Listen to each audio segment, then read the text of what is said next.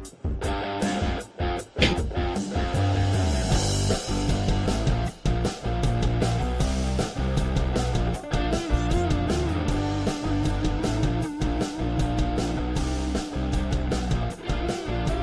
going on, guys? It is Aiden Hutchinson. What's up, man? It's your boy Amon St. Brown. What's going on, Coach Dan at Lions Talk Live and the Blue Crew? This is Ball Hawk, Fatima, the founder of the Detroit Lions. Everybody make sure you help support the YouTube channel Lions Talk Live by clicking that like and subscribe button. Let's get it and go Detroit. Greetings and salutations to everyone out there in YouTube land. This is Dan Skipper, offensive weapon for the Detroit Lions. Make sure you all help support Lions Talk Live and Coach Dan by clicking on that like and subscribe button. Everybody. Woo! All right, well, greetings and salutations to everybody out there in YouTube land. I'm your host once again, Dan Thornton. And I want to thank you all for joining us here today, Lions Talk Live. Earlier today, the morning show today, we had some inside information about Aidan Hutchinson's recovery process, the fact that he is being reported as very far along, not just a little bit far along. He is way ahead of the curve.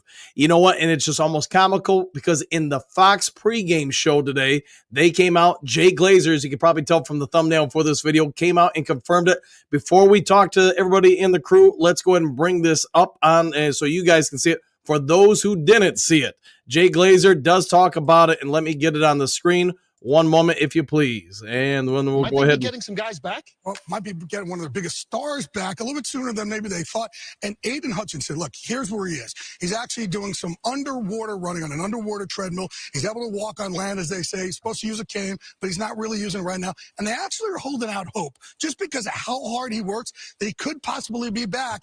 Not the Super Bowl, but the NFC Championship game, depending on how that bone feels. And Dan Campbell says also how much practice he.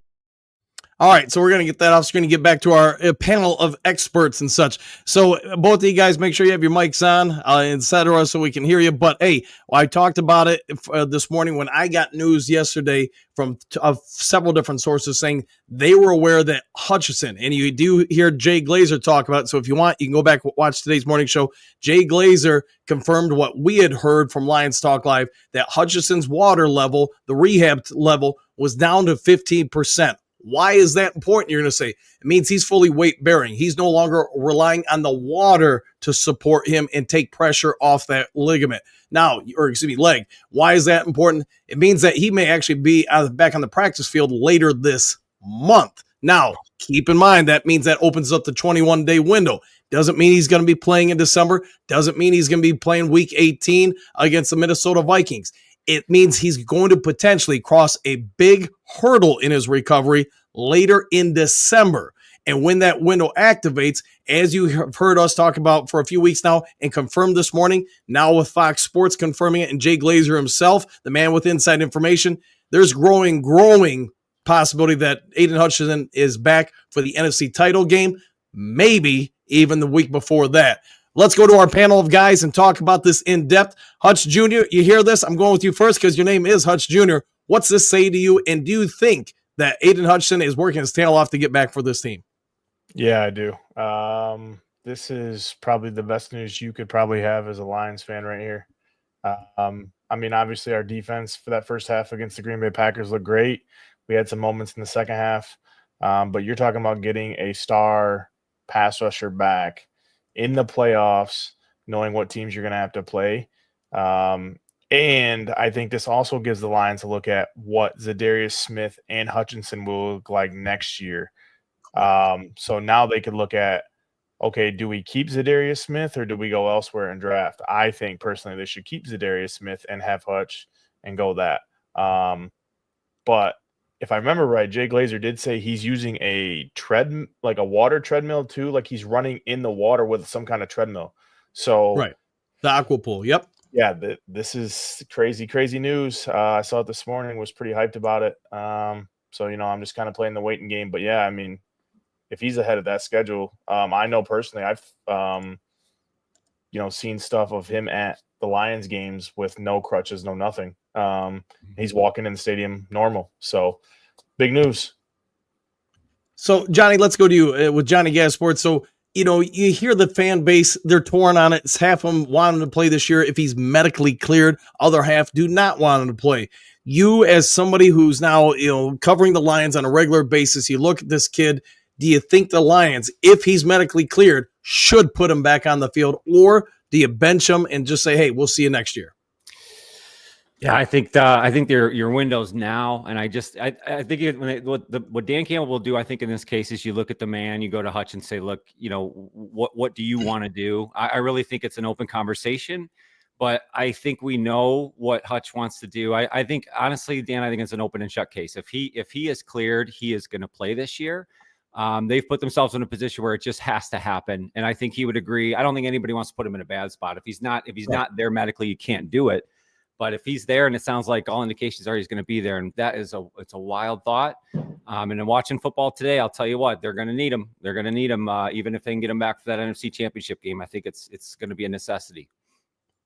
Let's go back to you, Johnny. Then we'll rotate up to Hutch real quick. Aidan Hutchinson. Let's assume that he does, just for the sake of this video. Let's say he gets back on the field. He's probably not going to be 100%. But he's, let's say, 80%.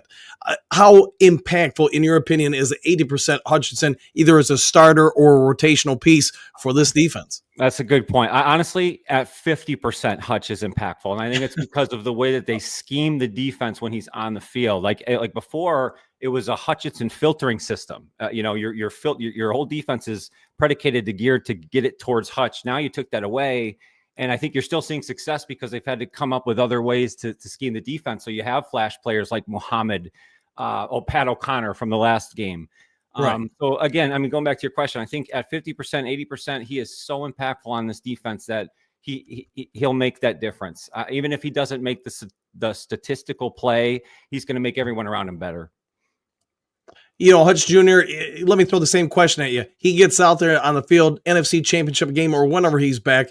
Me as a coach, I want him back NFC Championship game, just so even if it's a rotational aspect, he gets the nerves out of the way, kind of the nervous energy. And now in the Super Bowl, he's probably closer to, if he was 80% in the title game, then maybe he's 85, 90% in the Super Bowl. But what say you? What kind of impact does he make if he does return? I think it makes offenses kind of just scheme. You put Hutch alone on the field, people have to know he's there, right?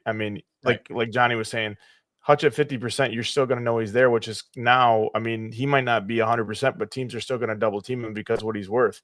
So now that opens up plays for McNeil, DJ Reader, Zadarius Smith, Muhammad, who knows if Jamal Adams and these guys are on the team.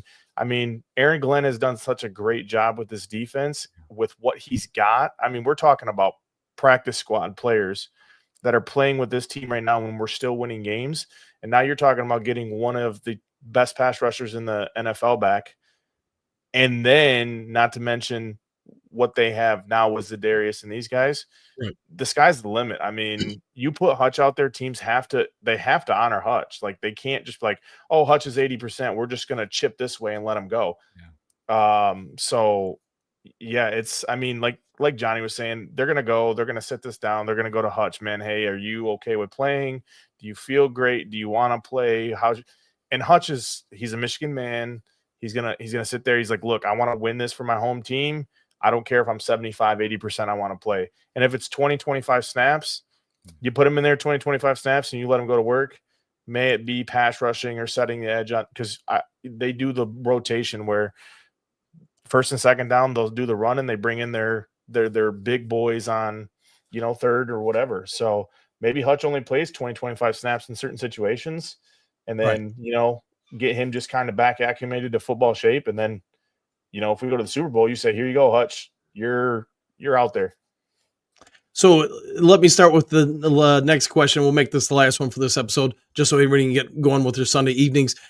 You look at all the injuries, both of you guys, that the Lions have faced. You look at all the new guys they've added to the team. At the end of the day, when guys return, other guys have to leave.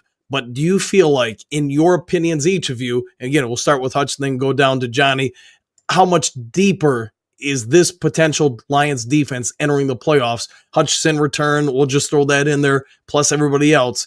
And how much bigger of a pain will it be for other teams? How much deeper, how much bigger of a pain will it be for other teams? Yeah, I think you make a great question. I mean, you look at these guys, right? Like Muhammad was on a practice squad with Cleveland. You had Williams, who we got from Seattle. You got some of these guys in, and Williams had a great game last game against the Packers. He made some plays, and we He didn't did. even have DJ Reader. Jamal Adams, I felt like even coming off the edge when he was blitzing, he was, kind of making some stuff like that. Quan Alexander had made a few good plays. So, I mean, now they're looking, and come playoff times, these players are going to get hard looks like, hey, these guys can help us win games when it matters.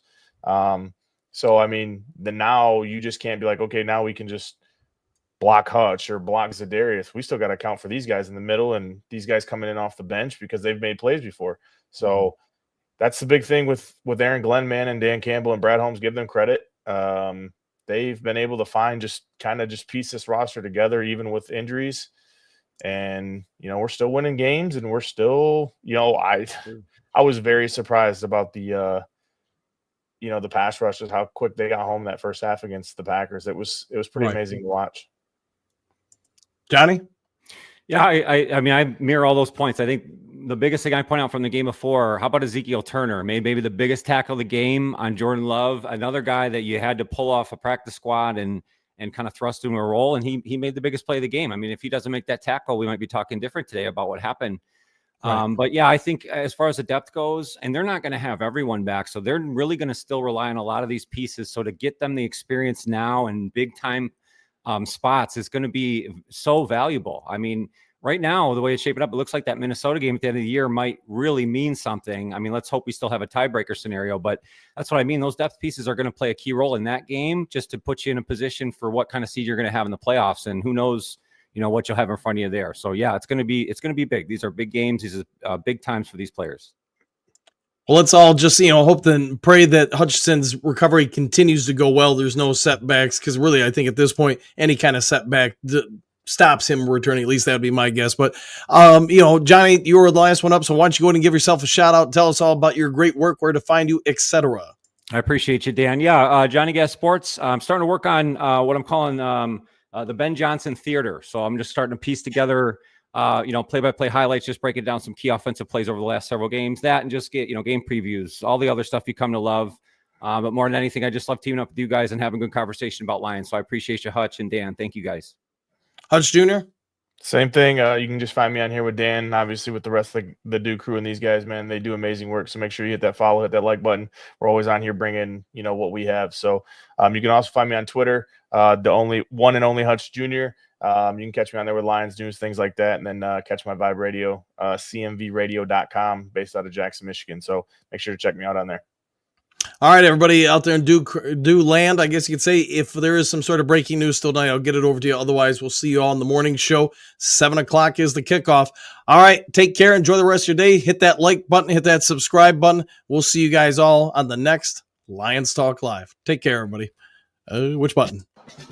Excuse me, sir. Would you... Donations to the Reverend Moon? Jews for Jesus? Read about Jehovah's Witness? How about Buddhism? Help Jerry's kids? Oh, yeah. Scientology? Or nuclear power?